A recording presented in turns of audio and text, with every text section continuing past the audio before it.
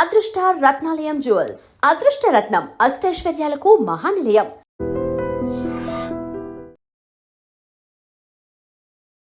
Ladies and gentlemen, welcome to iDream Media. నేను ప్రియదర్శన్.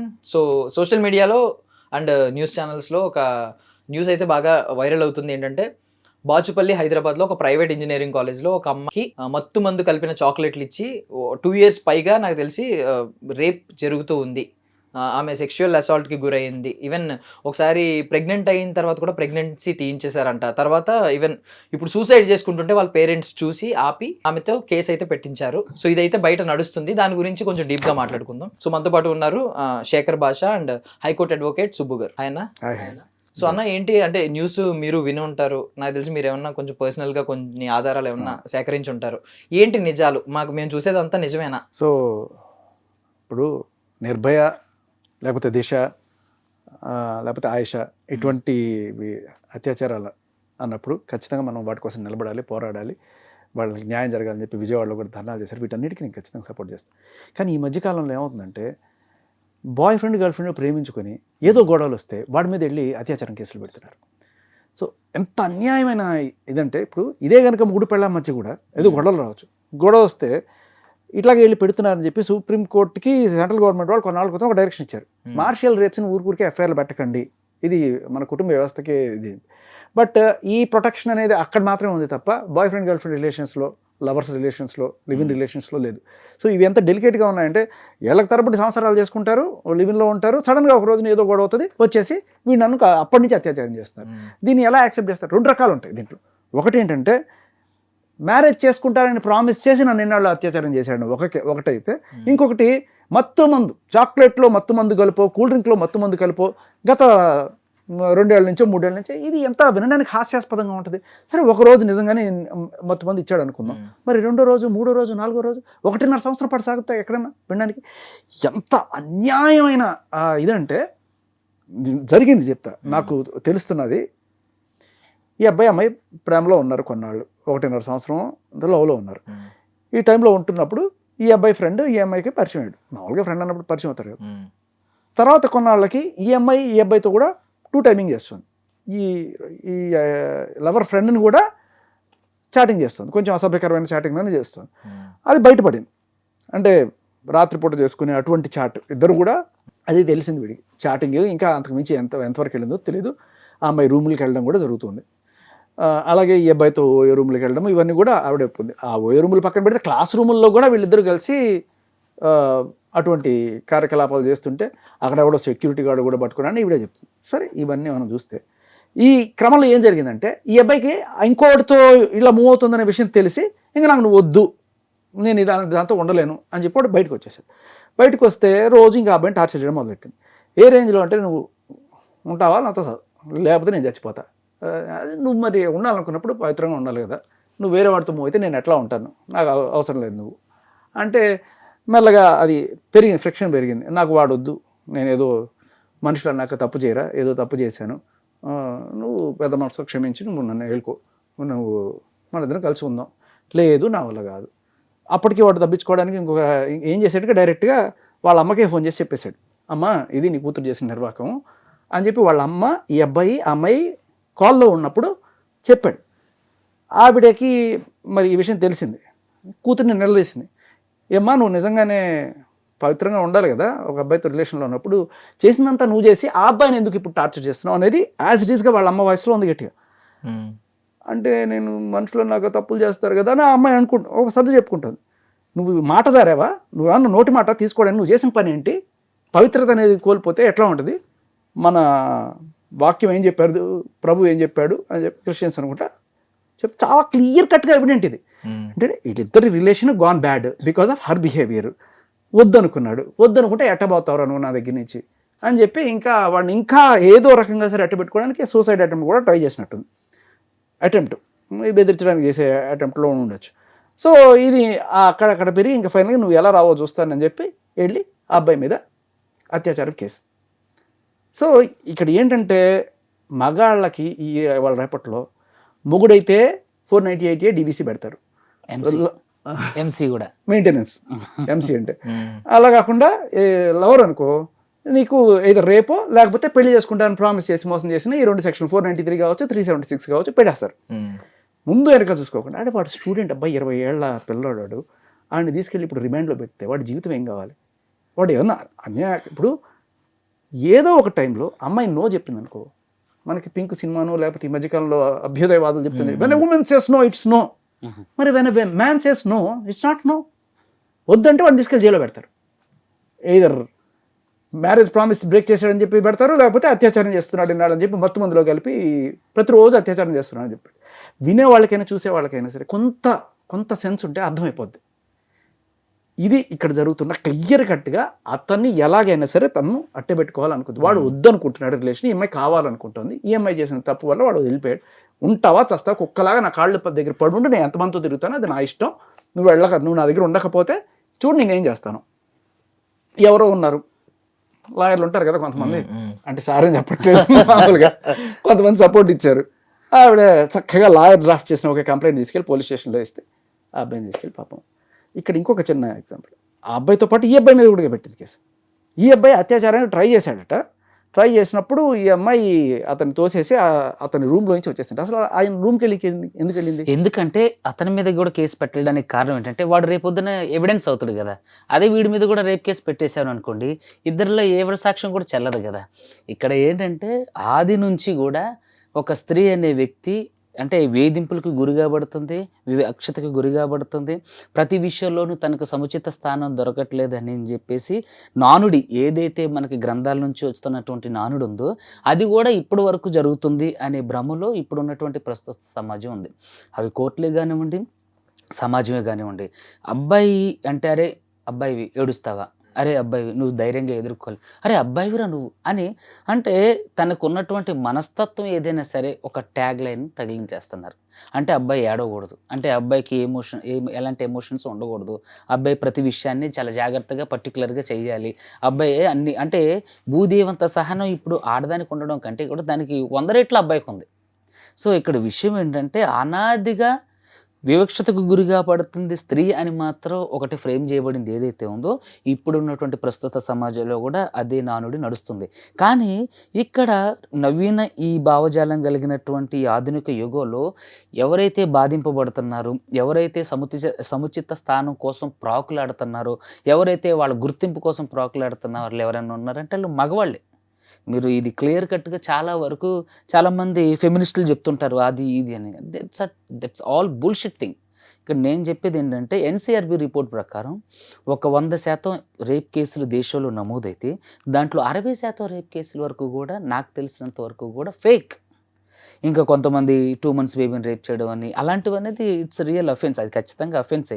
ఈ నిర్భయ లాంటివి, అభయ లాంటివి ఇంకా చాలా కేసులు ఏవైతే ఉన్నాయో అలాంటి వాటన్నిటిలలో కూడా ఏంటి అని అంటే అవి ఖచ్చితంగా క్లియర్ కట్ రేప్ కేసులు, వాటిని ఖచ్చితంగా మనం నిరోధించాల్సిందే, వాటిని ఖచ్చితంగా మనం నిలదీయాల్సిందే. అలాంటి రాక్షసులకు బ్రతకడానికి కూడా అవకాశం లేదు. కానీ ఇప్పుడున్నటువంటి ప్రస్తుత సమాజంలో ఏంటంటే అబ్బాయి అమ్మాయి కలిసి ఒక రిలేషన్లోకి వచ్చిన తర్వాత ఇద్దరు మేజర్స్ అయిన తర్వాత ఒక రిలేషన్ మళ్ళీ మేజర్స్ కాకుండా ఉన్నప్పుడు అది సెపరేట్ అనమాట. ఇద్దరు మేజర్స్గా ఉన్నప్పుడు ఒక రిలేషన్లోకి ఎంటర్ అయిన తర్వాత వాళ్ళిద్దరు భేదాభిప్రాయం అంటే ఒక్కొక్కరు ఒక అంగీకారంతో వాళ్ళు ఒక రిలేషన్ ముందుకు సాగించినప్పుడు మధ్యలో ఏదో ఒక విధంగా ఇప్పుడు మనం చూసుకున్నట్లయితే ఏదో ఒక విధంగా వాళ్ళ మధ్య ఏదో ఒకటి చిన్న డిస్ప్యూట్ రావడం జరుగుతుంది. ఆ డిస్ప్యూట్లో అబ్బాయి తప్పు ఉన్నా ఐదర్ లేకపోయినా మోస్ట్ ప్రాబబ్లీ ఉండదు. ఎందుకంటే ఇప్పుడు ఉన్నటువంటి జంజీ అమ్మాయిలకి ఏంటంటే వాళ్ళకి ఒక బూమ్ బూమ్ షక్లకలాగా ప్రపంచం సినిమాలో చూపించినట్లుగా ఒక్కసారిగా రంగులుగా ఉండాలి. సో అలాంటి జీవితం రెగ్యులర్గా ఎవరికి కనిపించదు. సో ఆ టైంలో ఏం చేస్తారంటే తిని మీద ఏదో ఒక పార్షియాలిటీ లేదంటే భేదాభిప్రాయం లేదంటే వాళ్ళిద్దరి మధ్య ఏదో ఒక రకరకాల భిన్నాభిప్రాయాలు రావడంతో ఏం చేస్తారు, ఇతను తను రెస్ట్రిక్ట్ చేయటము, లేదంటే ఇలా ఉండాలను, అలా పద్ధతిగా ఉండాలను, లేదంటే ఇలాంటి విషయాలు ఎలా ఉండాలను, కుటుంబ గౌరవాలు ఎలా ఉండాలని, మా తల్లిదండ్రులతో ఎలా ఉండాలను, లేదంటే ఫ్యూచర్లో మనం ఎలా ఉండాలన్నప్పుడు అందులో ఏ ఒక్క భేదాభిప్రాయం చెడిపోయినప్పుడు కూడా వెళ్ళి బయటకు వచ్చేస్తారు. దాంతో వివాదాలు అక్కడ స్టార్టింగ్ పాయింట్ అక్కడ ట్రిగర్ అవుతుందని అక్కడ నుంచి అది పోలీస్ స్టేషన్కి వెళ్ళి ఒక మగవాడి జీవితాన్ని జైలు పాలు చేసి 4 గోడల మధ్యలో వాడికి జీవితం అంటే ఇంత భయంకరమైనదా అని చూపించే స్థాయికి ఈరోజు కొంతమంది స్త్రీలు చాలా చాకచక్యంగా ఎదుటివాడి జీవితాన్ని నాశనం చేయడం. అంటే నేను ఒకటి అడుగుతున్నానండి, ఇప్పుడు నార్మల్లీ అబ్బాయిలకి చట్టపరంగా చూసుకుంటే అబ్బాయిలకు ఉండే లాస్ చాలా తక్కువ, అమ్మాయిలకు ఉండే లాస్ చాలా ఎక్కువ ఉన్నాయి. అంటే వాళ్ళకి సపోర్ట్ చేస్తూ అమ్మాయి కావాలనుకుంటే ఇలా రేప్ కేసు పెట్టొచ్చు ఇవన్నీ అంటున్నారు. బట్ నేను విన్నది లాలో ఇంకోటి విన్నది ఏంటంటే ఒక 100 మంది దోషులు తప్పించుకున్నా పర్లేదు, ఒక నిర్దోషికి శిక్ష పడకూడదు. సో ఆ పాయింట్ ఆఫ్ వ్యూలో ఈ అబ్బాయిని చూడదా ఇప్పుడు కేసు ఇక్కడ consider చేయరా? ఏంటంటే మనకి భారత ప్రధాన న్యాయమూర్తి ఎక్స్ ఆయన చెప్పింది ఏంటంటే మానవ హక్కుల ఉల్లంఘన అనేది పోలీస్ స్టేషన్లోనే ఎక్కువ జరుగుతుంది అని. సో ఈ పోలీస్ స్టేషన్లలో ఏంటంటే ఒక అమ్మాయి వెళ్ళి ఒక రేప్ కేసు పెట్టినప్పుడు చాలా వరకు పోలీస్ స్టేషన్లలో ఉన్నటువంటి నానుడు ఏంటంటే ఒక మోస ధోరణి, ఒక ఫార్మాట్ లాంటిది ఉంటుంది. ఆ ఫార్మాట్ని చేంజ్ చేసి అసలు మీరు చూసినట్లయితే ఆ కేసుని గట్లా మనం క్షుణ్ణంగా పరిశీలించి దాని మీద ఒక స్టడీ చేస్తే ఈజీగా ఛేదించవచ్చు అలాంటి కేసులు. ఏంటంటే copy paste, like copy paste కంప్లైంట్లన్నీ కూడా కాపీ పేస్ట్, ఛార్జ్ షీట్ అంతా కాపీ పేస్ట్, రిపోర్ట్లన్నీ కాపీ పేస్ట్. ఆ అమ్మాయి విక్టిమ్ 100 ఎఫ్ఐఆర్లు చూస్తే ఇటువంటి అంటే బాయ్ ఫ్రెండ్ గర్ల్ ఫ్రెండ్ మీద వాళ్ళ రేప్ కేసులు పెడతారు కదా, గర్ల్ ఫ్రెండ్ బాయ్ ఫ్రెండ్ మీద పెట్టిన రేప్ కేసెస్లో 95% కంప్లైంట్లో సార్ చాక్లెట్లో మత్తు మందు కలిపి, కూల్ డ్రింక్లో మత్తు మందు కలిపి ఇదే ఉంటుంది. అది కలిపి సంవత్సరాల తరబడి చేస్తూనే ఉంటారు వీళ్ళు అత్యాచారం. రెండో రోజు కాలం తెలియలేదా, మూడో రోజుకి తెలియదా, ప్రతిరోజు చాక్లెట్ ఇస్తూనే ఉన్నాడు వాడు. సరే వీడి సంగతి వదిలి వీడి ఫ్రెండ్ కూడా నన్ను అత్యాచారం చేయడానికి ట్రై చేశారని చెప్పి అబ్బాయి రూమ్కి వెళ్ళి ఆ అబ్బాయి రూమ్కి వెళ్ళి అబ్బాయితో చేసిన చాట్ చూడాలి నువ్వు అంతకు ముందు రోజు రాత్రి. భయంకరం. ఇటువంటి పరిస్థితిలో మన ఇంజనీరింగ్ కాలేజీలో అమ్మాయిలు ఉన్నారా ఇవాళ అని చెప్పి అనిపిస్తుంది. ఒక అమ్మాయి వల్ల ఇటువంటి నిన్న మోయాల్సి వస్తుంది మిగతా వాళ్ళు కూడా, బట్ చాలా మంది లేదండి ఉన్నారు ఇప్పుడు ఉన్నంత వరకు. ఇక్కడ నేను అడిగేది ఏంటంటే ఆ అబ్బాయి ఏదో బ్యాడ్ టచ్ చేసాడు, నాకు ఇష్టం లేదు వచ్చేసానని చెప్తుంది రెండో వాడి గురించి. మరి వీడు చేసిన గుడ్ టచ్ చేశా, మొదటి వాడు ఇష్టపూర్వకంగానే ఉందని ఇక్కడ అర్థమవుతుంది కదా. ఇప్పుడు ఒకవేళ కనుక నీకు వచ్చేయాలంటే ఈ అబ్బాయి దగ్గర నుంచి కూడా వచ్చేసి ఉండొచ్చు కదా. చాక్లెట్ ఇచ్చాడు, బిస్కెట్ ఇచ్చాడని చెప్పకుండా వీడి దగ్గర చాక్లెట్ లేదా, వాడు చాక్లెట్ ఇవ్వలేకపోయాడు, వాడికి తెలియలేదు చాక్లెట్ ఇవ్వాలని, అందుకని వచ్చేసాడు. అంటే ఇప్పుడు బ్లాక్ మెయిల్ చేసే రూమ్కి రమ్మన్నాడు అన్నట్టు ఉంటుందేమో కదా నాకు తెలిసి. అలా ఏం చెప్పలేదు. బ్లాక్ మెయిల్ చేసి రూమ్కి రమ్మంటే తను పోలీసులకి ఇన్ఫార్మ్ చేయొచ్చు. జస్ట్ ఇట్స్ సింపుల్ కాల్ 100 కొడితే విమెన్ ప్రొటెక్షన్కి సంబంధించి తెలంగాణ గవర్నమెంట్ చాలా అంటే అత్యాధునికత దాని మీద ప్రదర్శిస్తుంది. ఆడవాళ్ళ గోప్యతకి కానీ ఆడవాడి భద్రతకి కానీ చాలా అంటే చాలా భద్రత కల్పిస్తుంది. సో ఈ రోజుల్లో ఎవరిని రిస్ట్రిక్ట్ చేయలేరు, ఎవరిని ఒక దగ్గర బంధించలేరు. అలాంటప్పుడు ఈమె ఇట్లా బ్లాక్మెయిల్ చేస్తాను అన్నప్పుడు ఆమె ఇప్పుడు ఒక పోలీస్కి కాల్ చేయొచ్చు, లేదంటే జస్ట్ ఒక వాళ్ళ మదర్కో ఎవరికో లేదంటే వీడికి సంబంధించిన కాలేజ్ యాజమాన్యానికో జస్ట్ సింపుల్గా తెలియజేయచ్చు. కాలేజ్ యాజమాన్యానికి కంప్లైంట్ చేసిందంట, ఈ రూమ్ కంప్లైంట్ చేయలేదు. బేసికలీ కాలేజ్ యాజమాన్యం వీళ్ళు చేసే అసాంఘిక కార్యకలాపాలు క్లాస్ రూమ్ సాక్షాత్తు సరస్వతీదేవి ఇలాంటి క్లాస్ రూమ్ లో సరసాలు ఆడుకుంటూ వీళ్ళు ఒక వీళ్ళ దగ్గర దొరికిపోతే, ఒక సెక్యూరిటీ గార్డ్ దగ్గర దొరికిపోతే అతను సరే వీళ్ళిద్దరిని తీసుకెళ్ళాట హెచ్ఓడి దగ్గరికి. ఇక్కడ కూడా గమనించు, ఇతన్ని తీసుకెళ్ళాడు, అమ్మాయిని తీసుకెళ్ళా. ఇప్పుడు మగాడే పాపి, వీళ్ళిద్దరు కలిసి ఇష్టపూర్వకంగా ఉన్నా కూడా మగాడినే పట్టుకెళ్ళినప్పుడు వీడు ఆయన కాళ్ళ మీద పడ్డాడో లేకపోతే ఎవరైనా సరే ఒక స్టూడెంట్ జీవితం నాశనం అయిపోతుంది అనే కోణంలో వాళ్ళకి ఒక వార్నింగ్ ఇచ్చి పంపించేస్తారు. స్టూడెంట్ విషయంలో జనరల్గా జరిగేది అది. లేదు ఆయన దగ్గరికి వెళ్ళకముందే వీళ్ళు లోపలికి వెళ్ళిన తర్వాత వీడికి ఒక 500-10,000 రూపాయలు ఇచ్చుకొని సెక్యూరిటీ గార్డ్కి బయటపడే వాళ్ళు కూడా ఉంటారు. ఏదైనా జరుగుండొచ్చు. ఈవిడ ఏం కంప్లైంట్ ఇస్తుందంటే ఇప్పుడు ఇచ్చిన కంప్లైంట్లో మేమిద్దరం అలా ఉన్నది, వాడు చూసినప్పుడు వాడి బాధ్యత లేదా మా అమ్మ వాళ్ళకి చెప్పాల్సింది, ఆ హెచ్ఓడికి బాధ్యత లేదా మా పేరెంట్స్కి ఇన్ఫార్మ్ చేయాల్సింది, ఆ ప్రిన్సిపాల్కి బాధ్యత లేదా అంటే ఈవిడికి తప్ప అందరికీ బాధ్యత ఉండాలి. ఈవిడ చెప్పదు వాళ్ళ అమ్మకి, ఈవిడ చెప్పదు. నేను ఆడపిల్లని నేను చెప్పుకోలేను. ఆడెందుకు చెప్తాడు? మీరు ఎందుకు చేస్తున్నారమ్మా అంటే మేము మేజర్స్, మేము అడల్ట్స్ ఏమైనా చేసుకోవచ్చు. ఏమన్నా అంటే గర్ల్ ఫ్రెండ్ సినిమా చూడండి, గర్ల్ ఫ్రెండ్ సినిమాలో తండ్రి వస్తాడు, చక్కగా ఈవిడ బాయ్ ఫ్రెండ్ పెట్టుకొని హాస్టల్లో ఉంటే ఆ తండ్రి గుండె బద్దలైపోయి ఆ ప్రిన్సిపల్ దగ్గరికి వెళ్ళి ఏంటో ఇది అడిగితే మేమేం చేస్తామండి వాళ్ళ అడల్ట్స్, ఇదే సమాధానం. వీళ్ళు కూడా అదే రెచ్చిపోతారు. వీళ్ళు అప్పటికి అడల్ట్స్, బయటకు వచ్చేటప్పటికి మా నాన్నకి ఇప్పుడు రేపు కంప్లైంట్ ఇచ్చేసి మా అమ్మకి వీళ్ళు ఎందుకు చెప్పలేదు, నువ్వు చెప్పాలి కదా. నీకు అన్యాయం జరిగింది. ఇప్పుడు కంప్లైంట్ అంటే ఏంటి? సార్ నన్ను వీడు వేధిస్తున్నాడు, నన్ను ఎంబడబడుతున్నాడు, ఇదిగో నాకు లవ్ లెటర్ ఇచ్చాడు, రోజు నన్ను కొట్టాడు, లేకపోతే ఏదో చేశాడు, ఇది కదా కంప్లైంట్. ఇప్పుడు ఈ అమ్మాయి వెళ్ళిపోయి వాడితో సంసారం చేసేసి ఈ సంసారం చేసినప్పుడు చూసినప్పుడు మీరు ఎందుకు పట్టుకోలేదట? ఇదే కాదు, నేను నార్మల్గా అడుగుతున్నావు. అమ్మాయి పాయింట్ ఆఫ్ వ్యూ పక్కన పెట్టండి, అమ్మాయి అడిగింది ఎలా నిందిస్తుంది అనేది పక్కన పెడితే యాజమాన్యానికి నిజంగా బాధ్యత లేదంటారా? ఇప్పుడు ఈ విషయాన్ని నేను చెప్తాను. ఇప్పుడు యాజమాన్యానికి బాధ్యత లేదా అని అంటే ఇక్కడ 2 కోణాలు ఉన్నాయి. ఒకటి ఏంటంటే ఇది వాళ్ళ తల్లిదండ్రులకి తెలియకోకుండా జరిగి ఉండదని కొంతమంది అనుకుంటారు. హెచ్ఓడిసి యాజమాన్యం మొత్తం మనం ఏ కాలేజ్ కూడా ఇలాంటి అసాంఘిక కార్యకలాపాలను ప్రోత్సహించదో చేయించదు. ఖచ్చితంగా వాళ్ళు ఇనిషియేట్ తీసుకుంటారు. రెండోది ఏంటంటే కాలేజీ పరువు ఎక్కడైనా పోతుందేమో, ఇది బయటకు వస్తే కాలేజీ పరువు ఎక్కడైనా సరే. ఇప్పుడు చూడండి, మన ఇంట్లో ఏదైనా సమస్య వచ్చింది, మనం వెంటనే పోలీస్ స్టేషన్కి వెళ్తామా? నలుగురం కూర్చొని మాట్లాడుకొని పద్ధతిగా డిస్కస్ చేసి దానికి ఒక విధి విధానం చూసి అప్పుడు పరిష్కారం కాని పక్షంలో తర్వాత స్టెప్కి వెళ్తాం. అలాగే కాలేజ్ యాజమాన్యం కూడా ఖచ్చితంగా ఒకవేళ దాంట్లో ఇనిషియేట్ తీసుకోలేదంటే తెలిసి ఉండొచ్చనో, లేదా వీళ్ళని గద్దించో, ఒకవేళ వీళ్ళ విషయంలో ఇంటి దగ్గర చెప్తే వీళ్ళ భవిష్యత్తు ఖరాబ్ అవుతుందనో, లేదంటే ఈ వీళ్ళ భవిష్యత్తు ఎక్కడ ఖరాబ్ అవుతుంది. ఎప్పుడు కూడా ఒక ఇన్స్టిట్యూషన్ ఒక తప్పుని ప్రోత్సహించదు. ఇప్పుడు ఫీజుల విషయంలో అధిక ఫీజులు తీసుకోవడంలోనూ, లేకపోతే అడ్మిషన్ ఫీజులు తీసుకోవడంలో రకరకాల తప్పులు కాలేజెస్ చేస్తుండొచ్చు. కానీ ఎస్పెషల్లీ జీవితాలకు సంబంధించిన విషయంలో ఇన్స్టిట్యూషన్స్ తప్పు చేయవు. ఎందుకంటే ఒకవేళ ఈ ఇష్యూ బయటకు వస్తే ఇద్దరు డిస్టర్బెన్స్ అయ్యి ఎవరైనా చనిపోతారో, లేదంటే ఈ ఇష్యూ బయటకు వచ్చిన తర్వాత ఇద్దరిలో ఎవరైనా చదువు మానిపిస్తారేమో, లేదంటే ఈ ఇష్యూ బయటకు వస్తే ఇన్స్టిట్యూషన్ పరువు పోతుందనో ఖచ్చితంగా ఒక తండ్రి బాధ్యత తీసుకొని అయితే వాళ్ళిద్దరిని గద్దిస్తారు, ఇద్దరిని వార్నింగ్ ఇస్తారు. ఇంకోసారి ఇలా జరిగితే ఖచ్చితంగా ఇప్పుడు వెంటనే ఇష్యూ జరిగిన వెంటనే దాన్ని పొలుమంటూ పూసేసుకొని రాసేసుకొని వెంటనే ఆ దాన్ని చాటభారతం ఎవరో చేయరు. దాన్ని సావధానంగా 4 గోళ్ల మధ్య పరిష్కరించడానికే చూస్తారు. ఖచ్చితంగా చేసి ఉంటుంది. కానీ ఇష్యూ ఏంటి? అబ్బాయి నన్ను వేధిస్తున్నాడు, అబ్బాయి నన్ను ప్రేమించట్లేదు, నన్ను ప్రేమించడం ఆపేశాడు, మొన్నటిదాకా ప్రేమించాడు, ఇప్పుడు ప్రేమించడం ఆపేశాడు. ఎందుకురా ఆపేసావు అంటే, ఇదిగో ఇది వేరే వాడితో తిరుగుతోంది అంటే, వేరే వాడితో తిరిగితే అది ఎప్పుడు అయిపోయింది, తప్పు అయిపోయింది, నేను తప్పు ఒప్పుకున్నాను, ఇప్పుడు వాడిని ప్రేమించాలి. అది వాడిష్టం, ప్రేమించాలా వద్దనేది. బలవంతంగా నువ్వు ప్రేమించకపోతే కేసు పెడతా ఏంది? అయితే ప్రజెంట్ ఉన్నటువంటి ఈ సమాజంలో జరుగుతున్నవి అవే.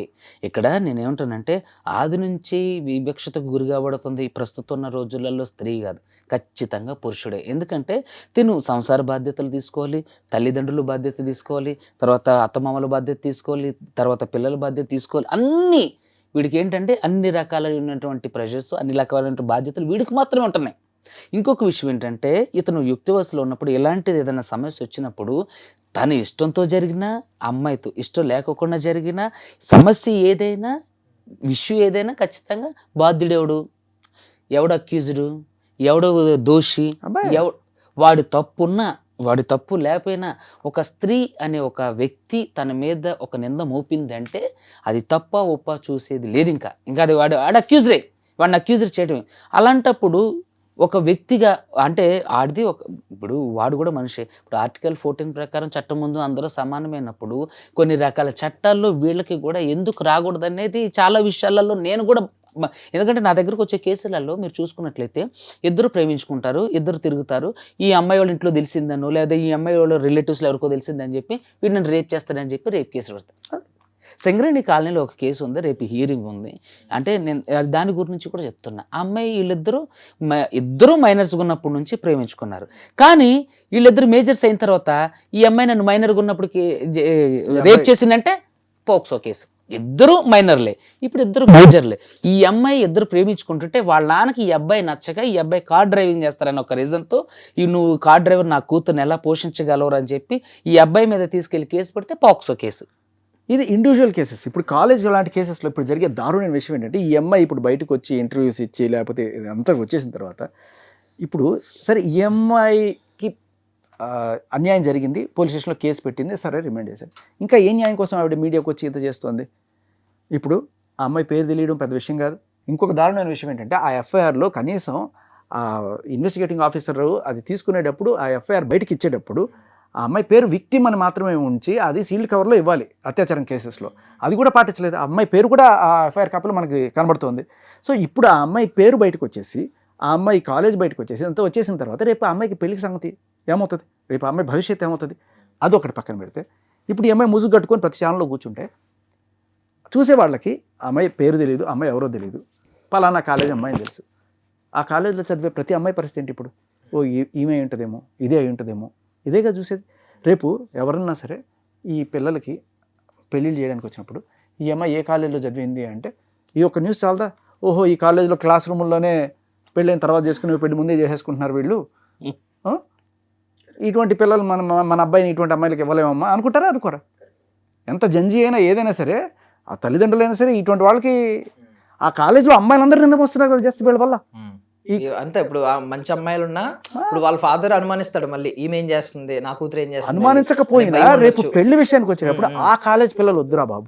అంటే ఇక్కడ ఈ విషయంలో ఇంకొక విషయం నేను చెప్పేది ఏంటంటే, ఒకరు తప్పు చేశారని చెప్పి మొత్తం ఇన్స్టిట్యూషన్ లో చదివిన అమ్మాయిలందరూ అనలేము. కానీ వాళ్ళు ఏమనుకుంటారు? పిల్లనిచ్చే వాళ్ళు జనరలైజ్ టాపిక్ ఏంటంటే కొడుకు ఎంత మొయ్యాలి ఇప్పుడు వీళ్ళందరూ? కొడుకుని పెళ్లి చేద్దాం అనుకున్నాడు అనుకో, ఆ కాలేజ్ అమ్మాయి సంబంధం వచ్చింది అనుకో, ఎవరైనా ఎట్లా అంతే. ఆలోచిస్తారు? ఇప్పుడు రీసెంట్ గా ఇది అయింది కాబట్టి ఇంకో 2-3 months అంటే ఎవరికి వచ్చినా ఈ శేఖర్ సంబంధం భాష కొంచెం గారు, ఇక్కడ భయపడొచ్చు. నేనేం చెప్తానంటే, ఇక్కడ వినండి, ఈ అమ్మాయి ఇన్సిడెంట్ జరిగి వచ్చిన తర్వాత ఏదైనా సంబంధం ఆ కాలేజ్ నుంచి వచ్చిందంటే, ఇక్కడ వ్యక్తులు, కుటుంబ గౌరవాలు, కుటుంబం యొక్క అంటే స్థితిగతులు తెలుసుకొని చేసుకుంటారు తప్ప, ఎస్పెషలీ పర్టికులర్గా ఆ కాలేజీలో చదివిన అమ్మాయిలందరూ ఎలానే ఉంటారా అంటే పేరెంట్స్ నేను అదే లెట్ మీ ఆలోచించేవాళ్ళు. కంప్లీట్ అండి. అందరూ అలాగే ఉంటారని ఎవరు అనుకోరు. ఇంకొక విషయం ఏంటంటే, ఆ టాపిక్ జరిగిన తర్వాత రోజుకు ఒక కొత్త ఇష్యూ, రోజుకు ఒక కొత్త సమస్యలలో సతమవుతున్నటువంటి ప్రజలు ఇవన్నీ పట్టించుకునే స్థితిలో లేరు. ఏంటంటే ఈ అమ్మాయి యొక్క ఉద్దేశం, ఈ అమ్మాయి అనే కాదు, నాట్ ఓన్లీ ఈ విక్టిమ్ కాదు, మిగతా అన్ని కేసుల్లో ఉన్న విక్టిమ్ యొక్క ప్రధాన లక్ష్యం ఏంటంటే ఆర్థిక స్వావలంబన, పైశాచిక ఆనందం, వాళ్ళు మనసు అంటే వాళ్ళ ఈగో సాటిస్ఫై అవ్వడం.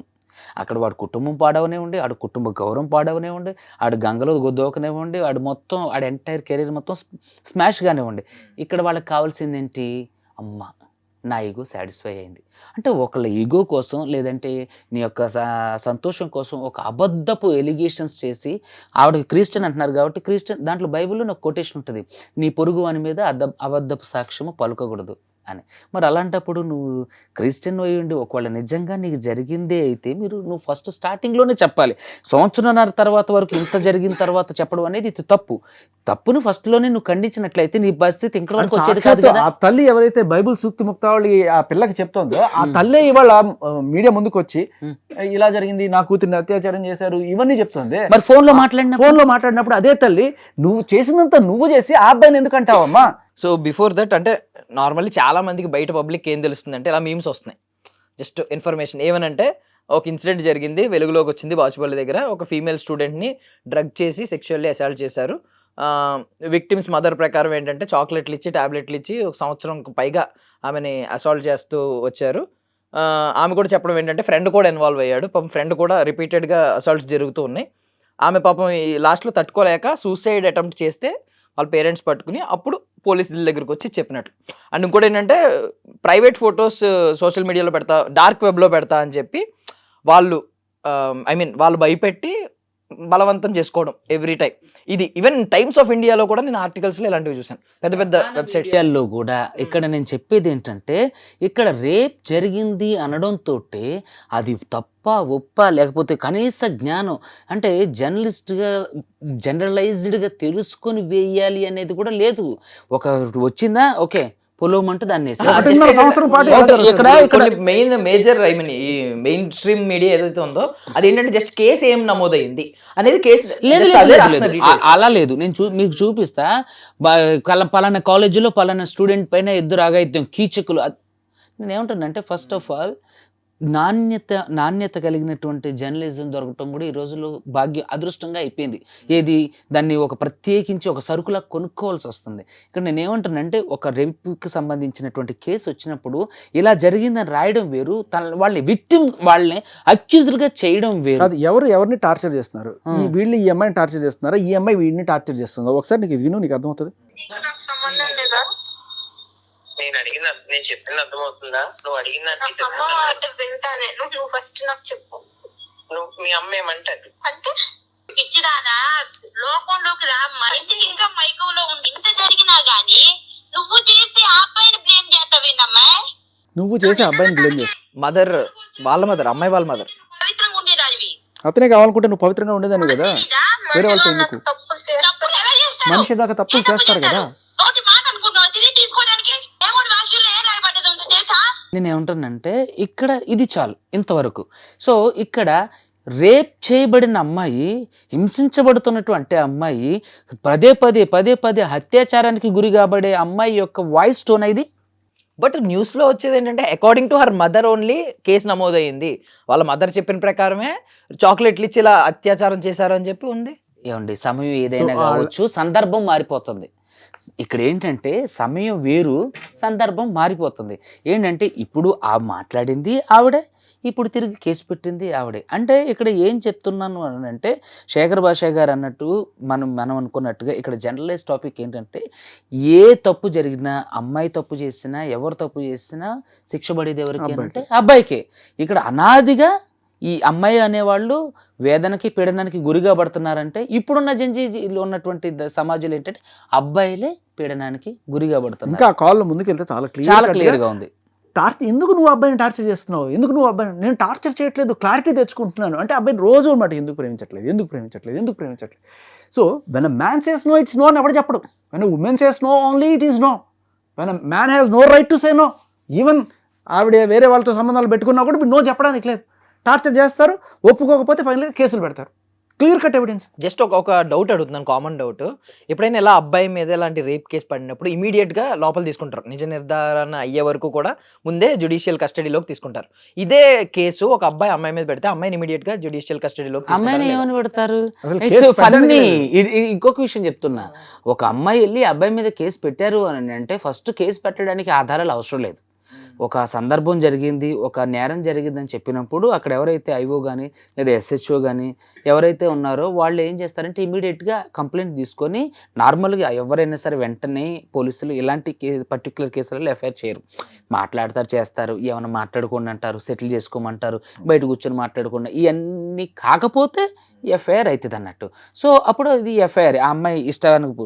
కానీ మీరు చూసుకున్నట్లయితే 4 సంవత్సరాల క్రితం ఒక అబ్బాయిని 4 అమ్మాయిలు రేప్ చేశారు అని చెప్పేసి న్యూస్ బాగా వైరల్ అయింది. మన ప్రధాన సార్ వైజాగ్ లో ఒక ఉపాధ్యాయురాలట, ఆవిడ ఒక నీ వయసు ఉన్న వాళ్ళ స్టూడెంట్ని మర్యాదగా నన్ను వచ్చి సాటిస్ఫై చేస్తావా, లేకపోతే నీకు మార్కులు కట్ చేసేస్తా, అటెండెన్స్ కట్ చేస్తా అంటే ఆఖరికి అబ్బాయి సూసైడ్ చేసుకుని చచ్చిపోయాడు.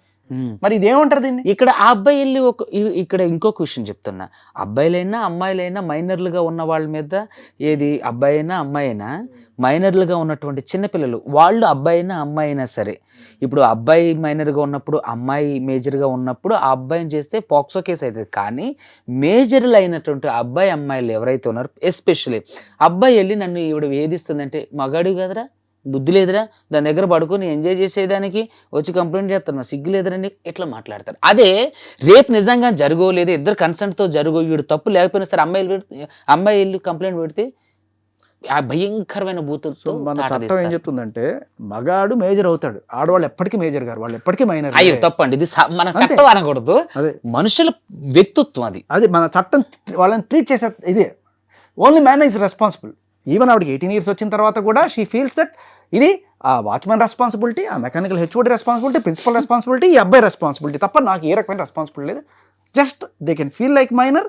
అండ్ మన పోలీసులు వీళ్ళందరూ కూడా వాళ్ళు మైనర్ లాగానే ట్రీట్ చేస్తుంటారు. మగాడికి కర్మగాలు 18 దాటిపోయిందా అంతే. పాప ఇంజనీరింగ్ చదువుకున్న వాడు రైటర్ నేను చెప్పను, క్లాస్ రూమ్లో అటువంటి పని చేసినప్పుడే నిజంగా ఇద్దరు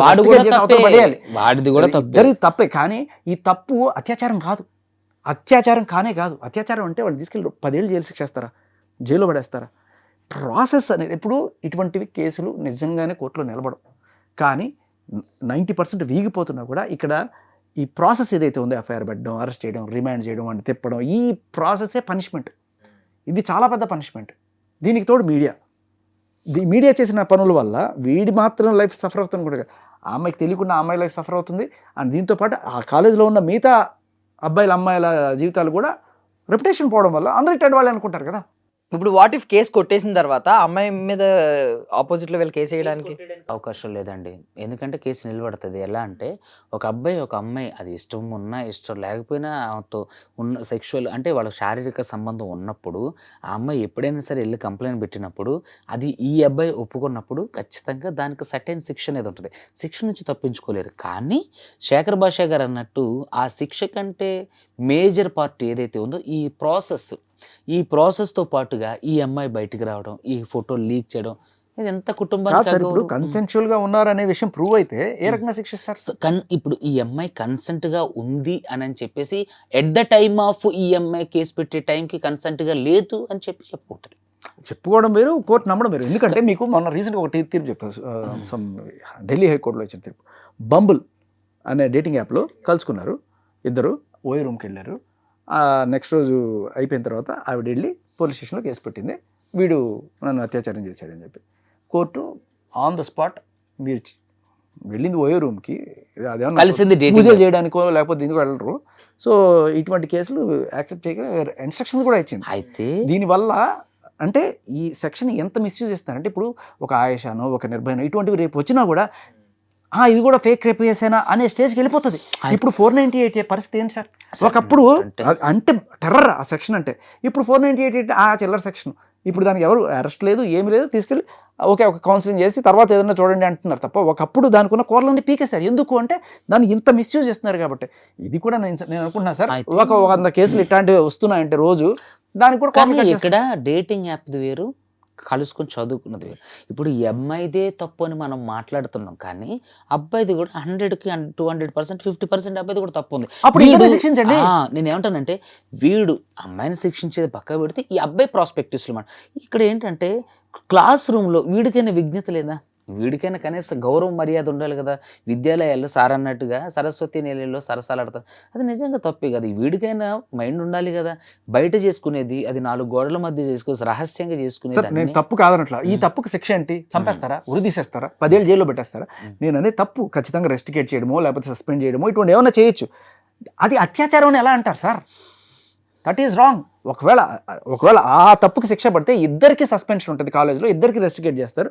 ఇదే ఒకవేళ చట్టంలో తీసుకెళ్తే మాత్రం ఆవిడ విక్టిము, వీడేమో అగ్రెసర్. నాకు ఇంకో డౌట్ ఉందండి. అంటే ఇప్పుడు ఒకవేళ ప్రూవ్ అయింది అనుకోండి, వీళ్ళిద్దరూ ఫిజికల్గా కలిశారు, నేను విల్లింగ్గా లేను, నా కన్సెంట్ లేకుండా చేశాడు, రేప్ అని చెప్పి కేసు పెట్టింది. కొన్ని కేసులు ఏంటంటే ఇప్పుడు చాలా కేసులు 2 years నుంచి 1 year నుంచి అవుతుంది, నేను రేపుకి గురవుతున్నాను అంటారు.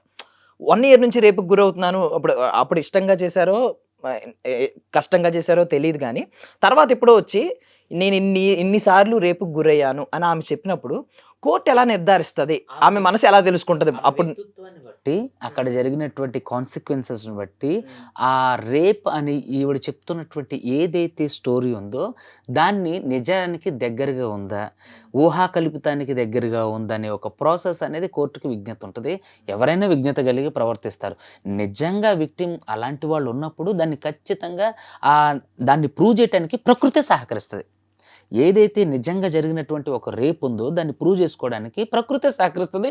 ఆవిడ చెప్పినటువంటి ఏదైతే స్టోరీ ఉంటుందో అది నిజానికి దగ్గరగా ఉంటుంది. ఆమె ప్యూరిటీ ఉంటుంది, ఆమె లాస్ట్ బ్యాక్గ్రౌండ్ వెరిఫికేషన్ ఉంటుంది, ఆమె కుటుంబ వ్యవస్థ ఉంటుంది. కానీ ఇప్పుడు ఈ పర్టికులర్ కేసులో మాత్రం ఇది కన్సెంట్తో జరిగింది తప్ప రేపు కాదు. ఎక్కడైనా సరే ఇది ఒక నిజమైన కేసా లేకపోతే ఒక తప్పుడు ఇంటెన్షన్స్తో పెట్టింది అనేది నా విచక్షణతో నేను చూసేది ఏదైతే ఉంటాయో, especially boy friend girl friend కేసెస్లో 99% ఒక రివెంజ్ కోసం పెట్టినవి ఉంటాయి. అందులో బాయ్ ఫ్రెండ్ కనుక రిచ్ అయితే ఆస్తి కోసం పెట్టేవి కూడా ఉంటాయి. ఈ ఏజ్లో వీళ్ళ మీద ఆస్తి కోసం పెడుతున్నారని నేను అనుకోను, కానీ రివెంజ్ కోసం పెట్టే ఉంటాయి. అది ఇంటెన్షన్ మనకి ఎలా తెలుస్తుందంటే, సరే నువ్వు వెళ్ళావు, నీకు నిజంగానే అన్యాయం జరిగింది అనుకున్నావు, ఇప్పుడు నేను అబ్బాయిని వదిలేసిన తర్వాత కూడా వాడు పదే నన్ను టార్చర్ చేసి నేను తట్టుకోలేక పోలీస్ స్టేషన్కి వెళ్ళి పెట్టాను, పోలీసులు కేసు తీసుకున్నారు, సరే లోపల వేశారు, అయిపోయింది. బట్ నువ్వు మీడియాకి ఎప్పుడు వస్తావు? పోలీసులు కేసు తీసుకోకపోతే నీకు అన్యాయం జరిగితే, ఇదిగో నాకు ఎంత బతుకున్నా నాకు న్యాయం జరగట్లేదు, ఇప్పుడు ఆయేషాకి న్యాయం జరగలేదు, రోడ్లు పడ్డారు వాళ్ళందరూ, దట్స్ రైట్, మీడియా దాన్ని ఫోకస్ చేస్తుంది. బట్ ఈవిడికి కేసు తీసుకొని పెట్టి వాడిని రిమాండ్లోకి వేసిన తర్వాత కూడా she came to the media, అదే పనిగా తిరిగి ప్రచారం చేస్తుంటే దాని అర్థం ఏంటి?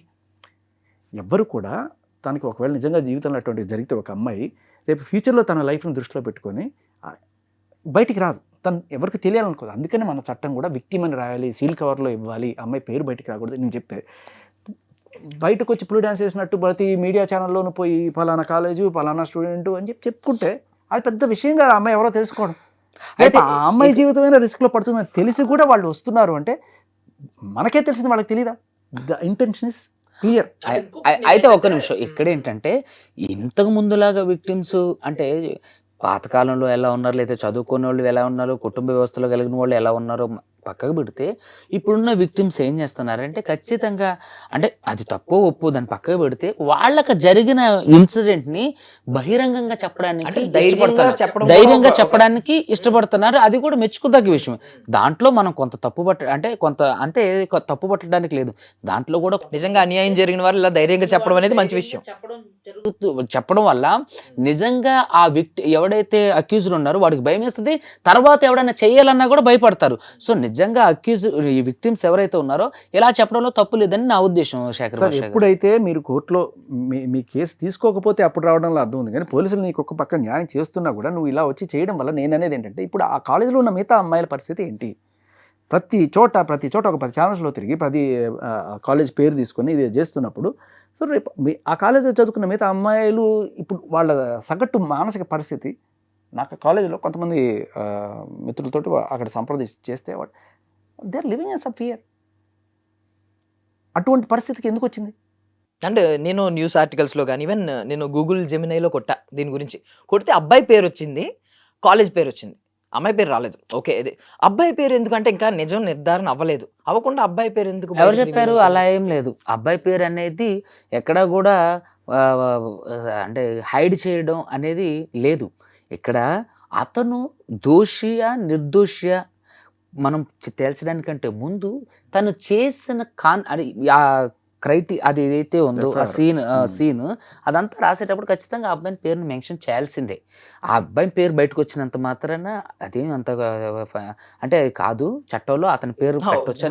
కానీ వరకు okay, public point of view లో రివీల్ అయ్యే వరకు ఎందుకు? అలా ఏం లేదు. కోర్టు కూడా చెప్పాలి కదా పబ్లిక్ లో ఎవరో ఇతని పేరు రివీల్ చేయాలి, దోషిని ప్రూవ్ అయ్యే వరకు రివీల్ చేయకుండా ఎవరని చెప్పారు? అలా ఏం లేదు. దోషి కానప్పుడు బహిరంగంగానే జడ్జిమెంట్ లో చెప్తా. అంటే మామూలుగా FIR is a public document that can be given. కానీ ఇక్కడ ఈ ఎఫ్ఐఆర్ పబ్లిక్ డాక్యుమెంట్ అయినా కూడా ఒకవేళ నిజంగా దీంతో ఎవరైనా పెట్టారంటే నాకు తెలిసి ఆఫీసర్ రిస్క్లో పడతారేమో. ఎందుకంటే ఆ పేరు అమ్మాయి పేరు ఉంది దాంట్లో. It is the main duty. ఇప్పుడు చట్టం తెలిసిన ఆయన కావచ్చు, మనం కావచ్చు, ఖచ్చితంగా అమ్మాయి పేరు తీసుకోం, అది బేసిక్ రూల్ మనందరికీ తెలిసిందే. కానీ because FIR is public document నేను పెట్టేశాను అని చెప్పి బయట ఎవరైనా పెట్టేశారంటే ఖచ్చితంగా అమ్మాయికి ప్రాబ్లం అవుతుంది. అప్పుడు ఏం చేస్తారు? తన కన్సెంట్ తోనే మేము పెట్టామని సింపుల్ గా తప్పించుకోవడానికి అప్పుడు దాని కన్సెంట్ తో పేరు పెట్టినప్పుడు ఇప్పుడు ఎవరైనా సరే అమ్మాయి పేరు తీసుకోవడానికి కూడా వెనకడక్కర్లేదు. ఇప్పుడు ఎఫ్ఐఆర్లో ముద్ద ఎవరైతే ఉంటాడో వాడిని మామూలుగా బై డిఫాల్ట్ జరగకపోయినా కూడా కోర్టు నిర్ధారించకపోయినా కూడా ఇది జరిగింది అనే వేస్తారు. అది మీడియా స్టైల్. వీడు ఒక కీచకుడు, వీడు చూడండి 20 ఏళ్ల తర్వాత మొన్న ఒకటి నేను నిర్దోషం చెప్పి చేసింది. అప్పటిదాకా వాడు 20 ఏళ్ల పాటు శిక్ష అనుభవించాడు. చేయని కేసులో ఆయన పాపం 24 ఏళ్ళు. ఇది ఏదైతే ఉందో ఇంకా రివర్స్లో చెప్తా. ఒకవేళ అబ్బాయే మోసపోయాడు, ఓకే, ఆవిడెవరో వాడిని కొట్టిందో చంపిందో ఏదో చేసింది, ఎఫ్ఐఆర్ అయింది అమ్మాయి మీద, అయినాయి కొన్ని కేసులు అయినాయి కదా. బాధితుడి పేరు, మగాడైతే బాధితుడి పేరు వేస్తారు. ఈవిడ ఎఫ్ఐఆర్లో బుక్ అయిన ఆవిడ పేరు కనీసం వేరు, ఆవిడ ఫోటో ఉంటే మాస్క్ చేస్తారు. అది మన వాళ్ళ లేదండి, అది చట్ట ప్రకారంగా హైడ్ చేయాల్సింది. ఎందుకంటే ఒక స్త్రీ తనంతడు తానుగా బ్రతకలేని కాబట్టి ఒక స్త్రీ మూర్తి అనేది మనం భూదేవి అని, తర్వాత సరస్వతి దేవి అని ఇట్లా అంటే స్త్రీ మూర్తిని మనం దేవతలతో కొలుస్తాం కాబట్టి. ఇంకొక విషయం ఏంటంటే పురాణాల నుంచి కూడా పురాణ పురుషుల గురించి చెప్తారు కాబట్టి మహాప్రతివ్రతల గురించి చాలా తక్కువ మంది. మీరు చూడండి దేవతలందరిలో కూడా డామినేషన్ పురుషులే ఉంటారు. అలా అని చెప్పేసి ఇంకొక విషయం ఏంటంటే న్యాయశాస్త్రం అనేది 4 శాస్త్రాల నుంచి ఋగ్వేదం, సామవేదం, అథర్వణ వేదం, యజుర్వేదం నుంచి తీసుకోబడింది కాబట్టి స్త్రీకి సముచిత సార్ అది బ్రిటిష్ వాళ్ళు రాసిన ఐపీసీ తీసుకొచ్చి మార్చి పెట్టుకున్నారు. బ్రిటిష్ వాళ్ళు ఇప్పుడు నేనేమంటానంటే అన్ని దానికి సంబంధించినవి కాదు. బ్రిటిష్ వాళ్ళు రావడానికంటే ముందు నుంచి కూడా మనకు న్యాయ వ్యవస్థ సరే సార్ వేదాలు ఉన్నాయనుకోండి, అమ్మాయి పేరు అనేది అమ్మాయికి సంబంధించిన ఫోటో అనేది ఖచ్చితంగా హైడ్ చేయాల్సిందే. అంటే ఇప్పుడు నేరం చేసిన వాళ్ళని కూడా హైడ్ చేయాలి. అంటే ఇప్పుడు దేవతామూర్తుల్ని అందరినీ ప్రస్తావించారు. పర్ఫెక్ట్ పాయింట్ ఆయన పట్టుకున్నది. నేను ఫస్ట్ స్టార్టింగ్ లో నేను అదే చెప్పా. ఆది కాలం నుంచి ఎవడైతే ఇప్పుడు పీడనానికి గురవుతున్నారు అని చెప్పి భ్రమపడుతూ ఉన్నటువంటి రోజుల్లో ఉన్నారు. నేను అదే అంటున్నా. అందుకనే పురుషుడే ఇక్కడ విక్టిమ్ అవుతుండ్రు. నేను అది కూడా చెప్పా కదా. ఇక్కడ స్త్రీ ఇప్పుడున్నటువంటి నవీన సమాజంలో స్త్రీ వేధించబట్ల, స్త్రీని తనని ప్రెషర్ చేయబట్టలేదు, తనని మనం ఏమీ చేయలేకపోతాం. పురుషుడే విక్టిమ్ అవుతుండు, పురుషుడే ఏది జరిగినా సరే బాధ్యుడు అవుతుండు, పురుషుడే ప్రతి విషయానికి కూడా సఫర్ అవుతుండు. ఇప్పుడు స్త్రీ ఎవరు సఫర్ కావట్లా, అవుతున్నారు. చాలా తక్కువ మంది పురుషుల ద్వారా స్త్రీలు సఫర్ అవుతున్నారు తప్ప, అది కూడా గ్రామ స్థాయిలో. పూర్తి స్థాయిలో ఈ ఇటువంటి అంటే మహానగరంలో హైదరాబాదు. కానివ్వండి, రకరకాల సిటీస్లో ఉన్న వాళ్ళు ఖచ్చితంగా ఆడవాళ్ళ యొక్క డామినేషన్ ఇల్లు నడుస్తుంది. అక్కడ జరగకపోతే మాత్రం ఆ సంసారం, అక్కడ పురుషుడు ఆ భార్య మాటకు లోబడిపోతే మాత్రం ఆ సంసారం ఒక చదరంగమే అయిపోతుంది. లేకపోతే 498 మెయింటెనెన్స్, DVSC, అబ్బాయి boy friend girl 4 and friend 6 DP act. ఇంకా సార్ అంటే ఇందాక ఒక మాట అన్నారు కదా మీరు, 20 ఏళ్ళ తర్వాత నిర్దోషం తేలింది, 24 ఏళ్ళ తర్వాత నిర్దోషం తేలింది. ఇప్పుడు ఆ 20 ఏళ్ళు అతను అనుభవించిన శిక్షకి భర్తీ ఎవరు చేస్తారు, ఎవరు బాధ్యత? ఎవరో లేరు. ఆయేషా మీరా కేసులో వచ్చిన అబ్బాయి వచ్చి ఏమంటుండు, జైల్లో ఇట్లా మగ్గిపోయింది 8 నా ఏళ్ళు జీవితం, అబ్బాయి నా పాపం. జీవితం అయింది, నా ఆయేషా క్రూషియల్ టైం మొత్తం అక్కడ అయిపోయింది. ఇప్పుడు నేను బయటకు వచ్చి ఎక్కడ ఏ పని చేసుకోలేకపోతున్నా, ఎక్కడికైనా వెళ్ళా నువ్వు కేసులో జైలు చేసి వచ్చినాడు కదా అన్నాడు.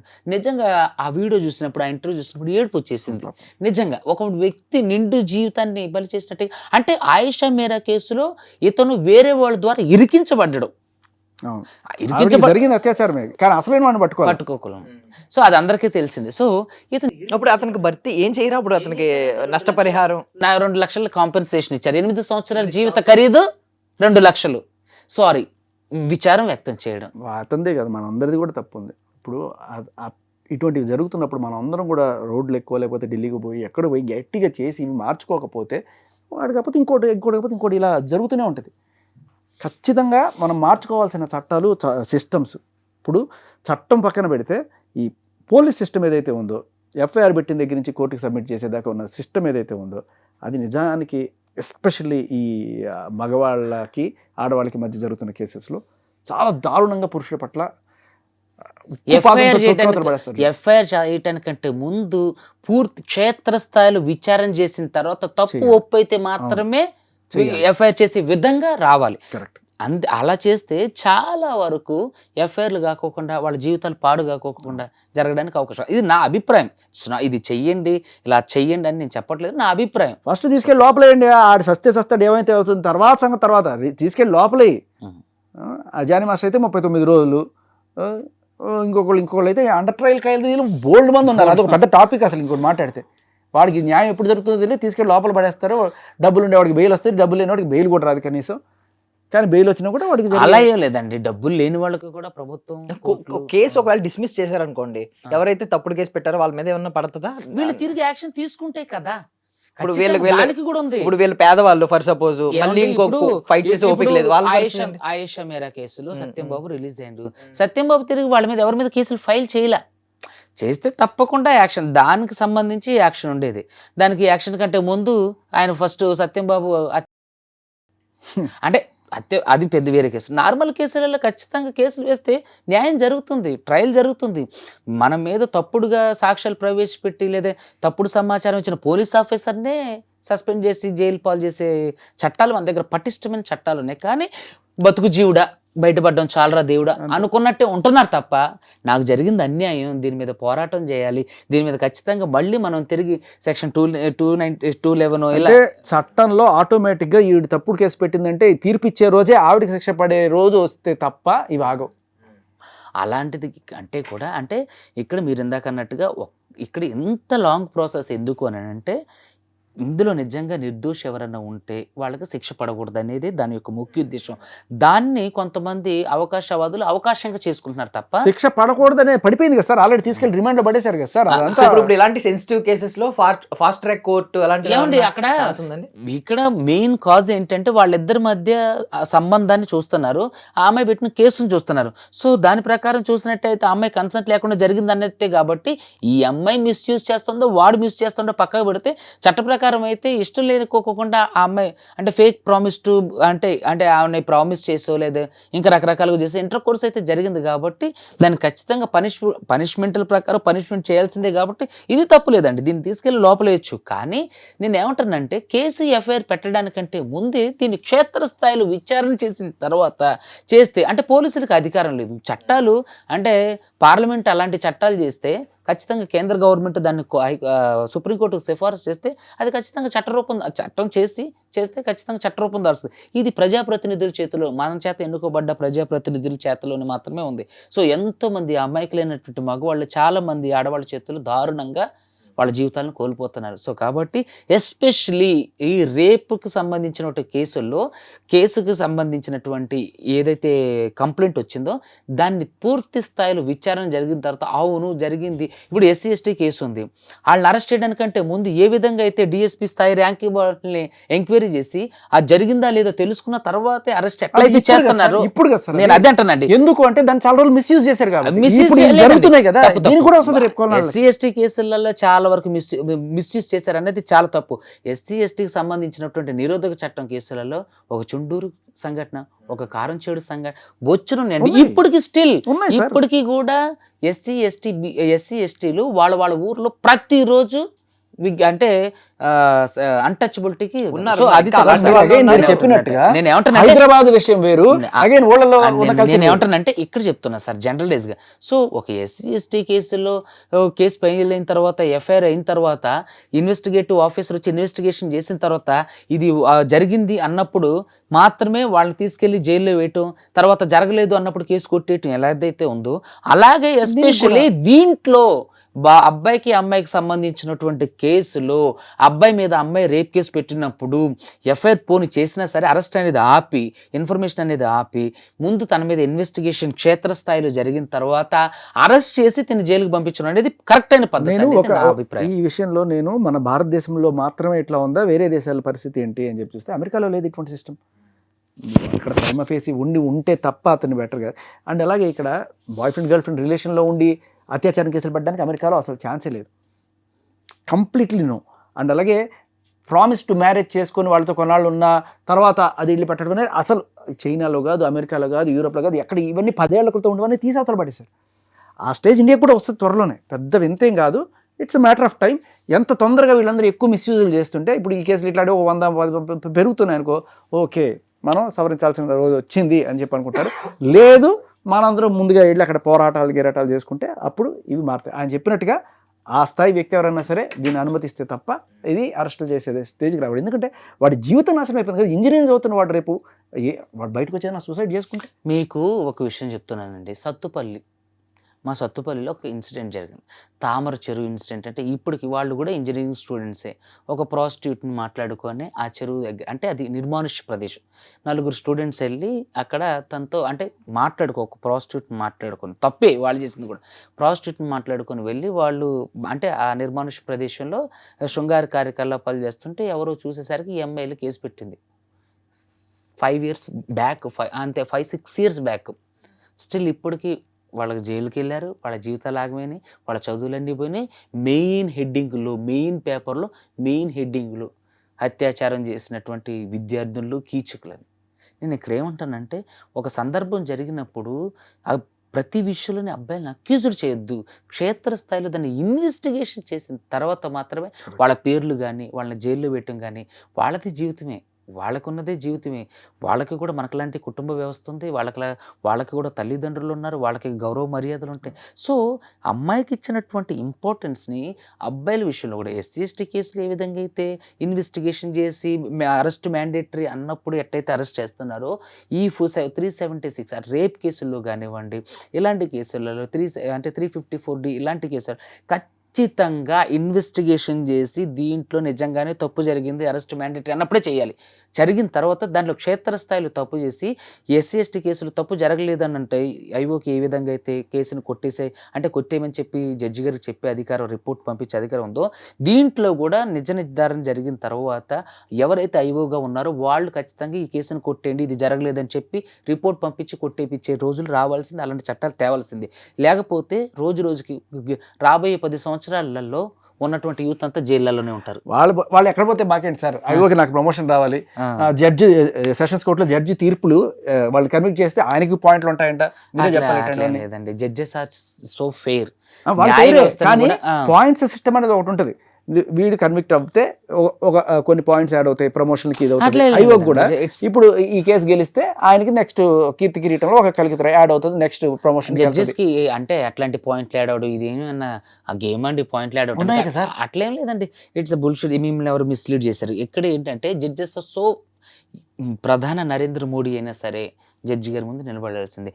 ఈరోజు రాష్ట్ర ప్రభుత్వాలు చేస్తున్న తప్పుల్ని కోర్టులు నిలదీసి కొట్లేస్తాయి. అంటే ఇక్కడ మనకి ఎక్కడైనా న్యాయం జరుగుతుంది అంటే ప్రభుత్వం తర్వాత అత్యున్నతమైనది అవును సార్. స్థానంలోనే కోర్టులు ఒకసారి మాత్రమే. ఇలాగే ఇందిరాగాంధీ గారి మీద తీర్పిస్తే ఏమైంది సార్? ఏమండి చూడండి, అలహాబాద్ కోర్టు ఆ కోర్టుకి నాకు తీర్పిచ్చే అవకాశం లేదని చెప్పి కొట్టేసి ఆవిడ ఎమర్జెన్సీ డిక్లేర్ చేసి అసలు ప్రైమ్ మినిస్టర్ అనేవాళ్ళు వీళ్ళకి అతీతులు, ప్రైమ్ మినిస్టర్ మీద జడ్జి తీర్పు ఇవ్వకూడదని చెప్పి చూడండి నేనేమంటున్నానంటే గత కాలంలో జరిగినాయి కాదు, ఇప్పుడున్నటువంటి సమాజంలో, ప్రస్తుత సమాజంలో ఆ విప్లవాత్మకమైన మార్పులు వచ్చినాయి. సో మనం అలా అనుకుంటే ఇక మనం దేన్ని నమ్మడానికి లేకుండా అయిపోతుంది. సో కోర్టులు అనేవి చాలా గౌరవప్రదమైనవి, ఎవరి జీవితాలని కూడా ఇన్ఫ్లుయెన్స్ చెయ్యవు. ఎక్కడ ఈ ఐఓ ఏదైతే రిపోర్ట్ ఇచ్చిండో, ఇన్వెస్టిగేటివ్ ఆఫీసర్ ఏదైతే రిపోర్ట్ ఇచ్చిండో దాని మీద ఆపోజిట్ అడ్వకేట్స్ ఆర్ దాన్ని స్ట్రాంగ్గా దాన్ని నిలదీసి దాంట్లో ఉన్న పాయింట్స్ లాగి దాన్ని నిజ నిర్ధారణ చేయనప్పుడు జడ్జెస్ ఏం చేస్తారు? సో అంటే ఇప్పుడు కొన్ని కేసెస్లో ఎలా ఉంటాయంటే కేసు పెట్టిన వెంటనే 25,000, తర్వాత దాన్ని కొంచెం ముందు తీసుకెళ్ళి అరెస్ట్ అయితే 50,000 ఎవరికి విక్టిమ్కి, తర్వాత 75,000, కన్విక్ట్ అయితే 1,00,000. ఇలాంటి సిస్టమ్స్ కూడా ఉన్నాయి కదా సార్. ఏమండి అది ఎవరైతే విక్టిమ్స్ ఉన్నారో వాళ్ళకి ప్రభుత్వం నుంచి అది అంటే ఆర్థిక సహాయం. ఇప్పుడు విక్టిమ్స్ అనే వాళ్ళకి జరిగిన అన్యాయాన్ని పోడ్చలేరు కాబట్టి ప్రభుత్వం తమ వంతుగా వాళ్ళకి ఆర్థిక స్వావలంబన కల్పించడానికి ఇచ్చినటువంటి ఒక బృహత్కార కార్యక్రమం. దాన్ని మనం తప్పుపట్టడానికి లేదు, దాన్ని మిస్యూజ్ చేస్తే వాళ్ళ కర్మ. ప్రభుత్వం ప్రవేశపెట్టిన కార్యక్రమం. ఒక చిన్న రీసెంట్గా నేను మన బేగంపేట దగ్గర ఒకడు ఫుల్గా తాగేసి కారు నడుపుకుంటూ వెళ్ళిపోతే ఒక 3 అమ్మాయిలు రోడ్ క్రాస్ చేస్తుంటే 3 అమ్మాయిలు కొట్టేసిండు. అవును, ఆడు వాళ్ళకి ఆళ్ళు పోయి ఒక అమ్మాయికి ఫేస్ పోయింది. 3 తీసుకెళ్ళి వివేకానంద హాస్పిటల్లో చేర్పించారు అక్కడే బేగంపేటలో. చేర్పించిన తర్వాత వాడు వెళ్ళి పోలీస్ స్టేషన్లో ఏదో వంగిపోయాడు, మొత్తానికి ఏదో అయింది, పిలిచారు. సో ఒక 2 ఏళ్ళు 3 ఏళ్ళు నడిచింది. పాపం వీళ్ళు అలాగే కుంటుకుంటూ కోర్టులకు వెళ్ళారు, పోలీస్ స్టేషన్కి వెళ్ళారు, వాళ్ళకి న్యాయం జరుగుతుంది అనే దీంట్లో ఫైనల్గా తీర్పు వచ్చింది. ఏంటి తెలుసా, అతనికి 2,500 రూపాయలు జరిమానా వేశారు. ఓకే, ఆ జరిమానా కూడా వీళ్ళకి ఇస్తారా లేదో తెలీదు. వీళ్ళు ఇన్నాళ్ళు తిరిగిందని వీళ్ళకి అంటే ఇదేం న్యాయం సార్? పొరపాటు. ఇక్కడ దీన్ని ఆర్బిట్రేషన్ పంపిస్తారు. ఇక్కడ నేను చెప్పేది ఇక్కడ ఏం జరుగుతుందంటే ఆర్బిట్రేషన్ పంపిస్తారు. ఎవడైతే గుద్దినవాడు ఉంటాడో వాడు వాళ్ళకే ముందుగానే కొంత, అంటే ఇప్పుడు మనం లోక్ అదాలత్ల కేసులు ఏ విధంగా అయితే ఏదన్నా ఉంటే మాట్లాడుకొని రెండమ్మ మేము కొట్టేస్తాం అంటే రాజీ మార్గమే రాజమార్గం అని. సో ఏంటంటే అల్టిమేట్గా వాళ్ళకి న్యాయం దక్కాలి. సో కాబట్టి ఈ కారుతో గుద్దినోడు ఎవడైతే ఉందో వాడితో వాళ్ళకి కాంపెన్సేషన్ ఇప్పించిన తర్వాత దాన్ని కాంపెన్సేషన్ రాలేదు సార్. అది బయట ఇప్పుడు బయటకు కాదు. నేను ఏమంటున్నా అంటే ఆర్బిట్రేషన్ అనేది బయటికి రాదు. నేను ఏమంటున్నా సార్, ఏ కాంపెన్సేషన్ లేదు. జనరల్ గా యాక్సిడెంట్ కేసెస్ లో ఇది మామూలుగా అయితే అదేంటో నేను కొన్నిసార్లు మనం చూస్తున్న కోర్టులో వాడికి 50 లక్షలు ఫైన్ వేశారు సార్, 10,000 ఫైన్ వేశారు, 50,000 ఫైన్ వేశారు. నా డౌట్ సార్, ఈ 50,000 వీళ్ళకి ఇస్తారా? ఎవరికండి? ఈ ఫైన్ వేసిన 50,000 ఏదైతే ఉందో ఆ 50,000తో పాటుగా ఏదైతే ప్రభుత్వానికి సంబంధించినటువంటి ఈ స్కీమ్ లో ఉన్నటువంటి డబ్బులు కూడా వాళ్ళకి ఇస్తారు. అలా సో ఇలాంటి ఏదైనా చిన్న ఫైన్లు వేస్తే బయట ఆల్రెడీ కాంపెన్సేషన్ ఈ అబ్బాయి రేపు నిర్దోషి అని తెలిస్తే మన సోకాల్డ్ ముద్దాయి ప్రస్తుతం ఈ రేప్ కేసులో ఎవరైతే జైల్లో మగ్గుతున్నాడో అతనికి ఏమైనా ఇస్తారా సార్? నిర్దోషం తెలిస్తే పట్టాయిస్తాం కదండి. నిర్దోషి ఇంకేంటి పట్టాల మీద పెట్టుకుంటాడు సార్ తల. సో కొన్ని విషయాల్లో మార్పు జరగాలంటున్నా కదండి, ఎస్పెషలీ అబ్బాయిల విషయంలో.